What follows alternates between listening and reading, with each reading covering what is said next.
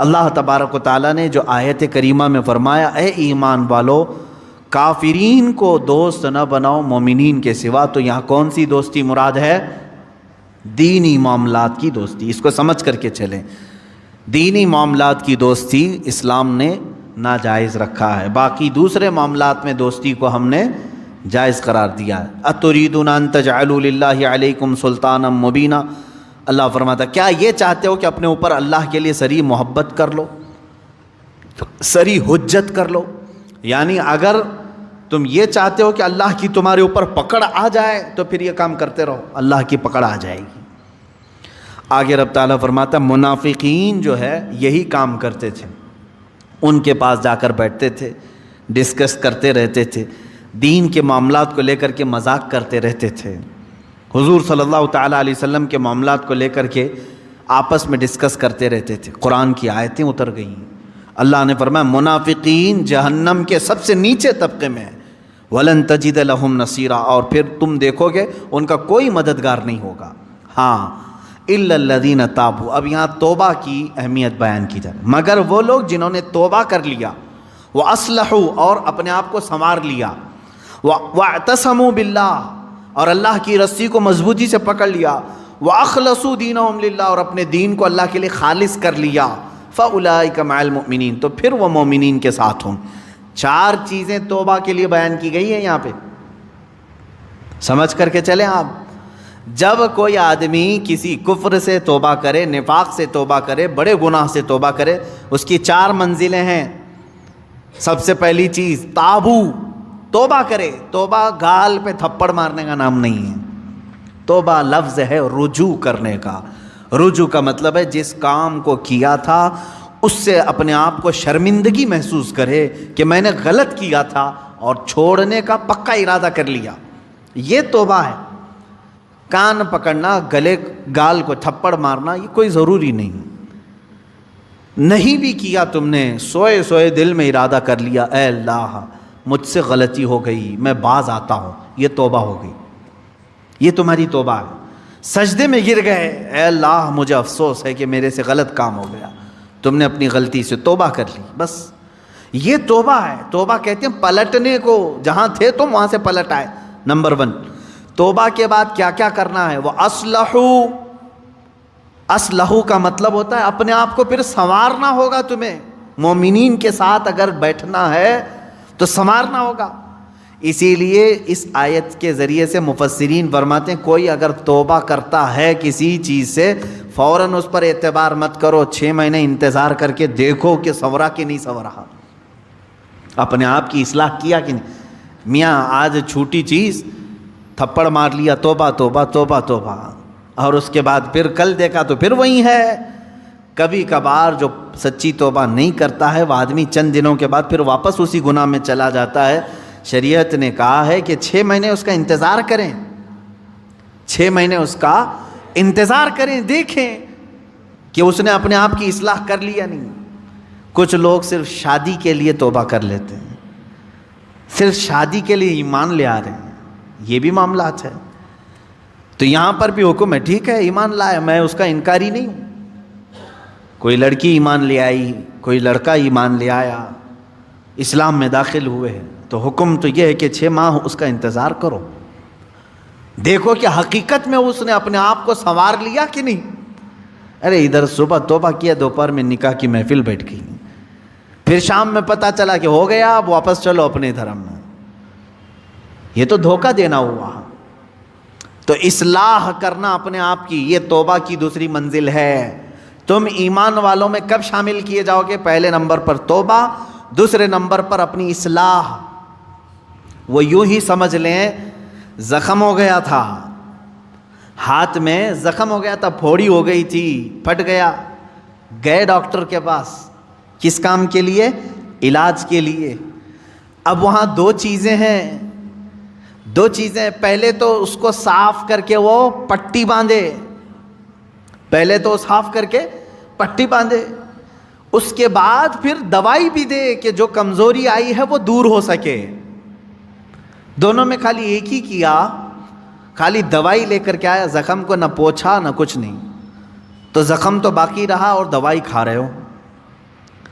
یا زخم کو تم نے سب پوچھ دیا لیکن دوائی کھائی نہیں تو بھی چنگا ہونے میں، بھلا ہونے میں ٹائم لگتا ہے۔ اسی طرح سمجھ لیں کہ گناہوں سے توبہ کر لیا، پٹی باندھ لیا، اصلاح کرنے کے لیے نمازوں کی کثرت کرو، خیرات کی، یہ گولی کا کام کرے گی، تمہارے جسم کے اندر اصلاح پیدا ہو جائے گی۔ مثال کے طور پر اب دارالحرب ہے، ہمارے ہاں تو اسلامی نظام ہے نہیں، یہاں اگر جیسے بھیانک گناہ ہو جاتے ہیں تو کیا کرنا چاہیے اسے؟ جیسے زنا ہو گیا کسی سے، اسلامی ریاست ہوتی تو اسے تو سنسار کرنے کا حکم ہے نا۔ غیر شادی شدہ ہو تو 100 کوڑے مارے جائیں گے، شادی شدہ ہو تو سنسار کیا جائے گا، یہ اسلامی سزا ہے۔ یا چوری کیا ہے تو ہاتھ کاٹا جائے گا، یہ معاملات ہیں۔ لیکن آپ دارالحرب میں ہیں، یعنی یہاں اسلامی نظام نہیں، آپ سے ایسا گناہ سرزد ہوا تو اب کیا ہے؟ اس کے لیے اسلام نے یہ نظام رکھا ہے کہ تم سب سے پہلی چیز توبہ کرو، توبہ کرو، اس بھیانک گناہ سے توبہ کرو۔ دوسرے نمبر پر اللہ نے فرمایا وَأَصْلِحُوا، اور اپنی اصلاح کرو۔ اصلاح کس بات پر؟ پہلے سے زیادہ نمازوں میں آؤ، نفل کی کثرت کرنے لگ جاؤ، خیرات کرو، صدقہ دو، محفلوں میں بیٹھو، تسبیح ہاتھ میں لے لو، کیونکہ جو ڈیمیج کیا تم نے اپنی روح کو، اس کو اتنا بینڈیج تو لگانا ہی پڑے گا، اس کی اصلاح تو ضروری ہے۔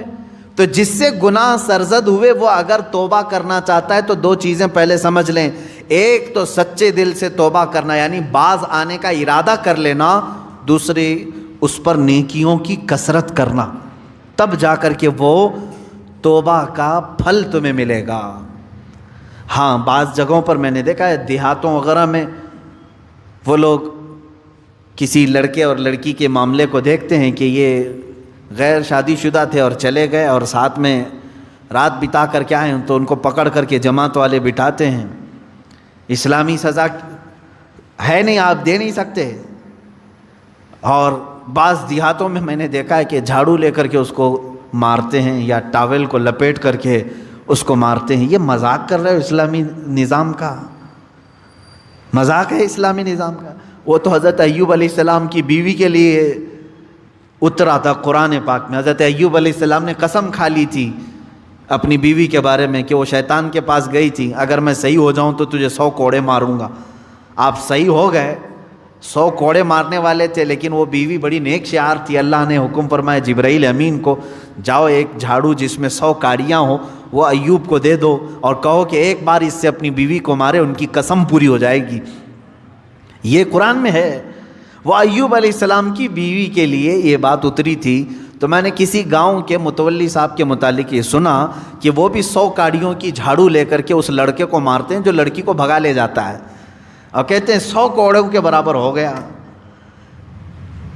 اور اگر 100 کوڑے مارو گے تو پھر اگلا دن آپ کے کوڑے پڑنے کا آ جائے گا، یہاں نہیں مار سکتے۔ یہاں صرف یہ ہے کہ سچی توبہ کی اسے تلقین کی جائے، رو رو کر کے تو توبہ کرے، اس کے بعد اپنی اصلاح کرے۔ اپنی اصلاح کیسے؟ نیکیوں کی کثرت کرے۔ پہلے نماز کم پڑھتا تھا تو اب زیادہ کر لیں، نفل نہیں تھے تو نوافل کی زیادہ تعداد کر لیں، درود مبارکہ آیت کریمہ کا ورد زیادہ کرے۔ یوں ہی سمجھ لیں کہ بیماری کے بعد جب آدمی اٹھتا ہے تو اسے ٹونک لینی پڑتی ہے، اچھی غذا دینی پڑتی ہے تاکہ اس کی جو گری ہوئی صحت ہے وہ جلدی صحیح ہو جائے۔ گناہ کرنے کے بعد بندے کی روح اسی طرح بیمار ہوتی ہے، توبہ کے بعد اسے ٹونک دینے کے لیے نیکیوں کی کثرت ضروری ہے، وہ نوافل کی کثرت کرے۔ نمبر 3 وَاعْتَصَمُوا بِاللَّهِ، اللہ کی رسی مضبوطی سے تھام لے۔ یہ اللہ کی رسی ہے کیا؟ اس پر ہی بہت گھنٹوں تفسیر ہو جائے گی۔ یہ قرآن پاک میں گزر وَاعْتَصَمُوا بِحَبْلِ اللَّهِ، 4 پارے میں یہ آیت گزر چکی ہے، اور یہاں اللہ نے فرمایا وَاعْتَصَمُوا بِاللَّهِ، اللہ کی رسی مضبوطی سے پکڑ لو۔ اللہ کی رسی کیا ہے؟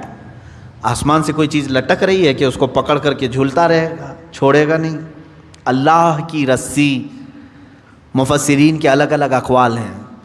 قرآن پاک اللہ کی رسی ہے، اسے جو تھام لیا گویا کہ وہ اللہ کی رسی کو پکڑ لیا۔ رسول پاک صلی اللہ تعالیٰ علیہ وسلم کی ذات اللہ کی رسی ہے، حضور صلی اللہ علیہ وسلم کو جو تھام لیا، ان کی تعلیمات کو، وہ اللہ کی رسی کو پکڑ لیا ہے۔ اہل بیت اطہار جو رسول اللہ کی آل ہیں، ان کو کہا گیا ہے کہ وہ اللہ کی رسی ہیں۔